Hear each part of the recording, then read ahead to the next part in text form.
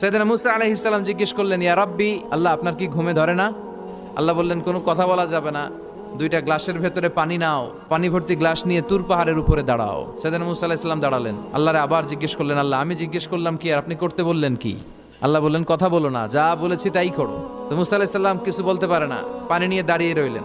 মুসা আলাইহিস সালামকে আল্লাহ বললেন, তুমি দাঁড়িয়ে থাকো, আর ঘুম রে বললেন, ঘুম তুই মুসারে ধর।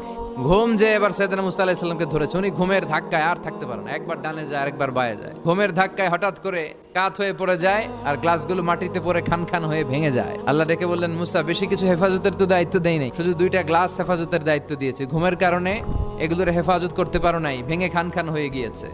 আমি যদি তোমাদের মতো ঘুমিয়ে যেতাম, তাহলে পৃথিবীর সাথে সূর্য লেগে, সূর্যের সাথে চন্দ্র লেগে গোটা মহাবিশ্বটা এভাবে গ্লাসের টুকরার মতো খান খান হয়ে যেত রে মুসা।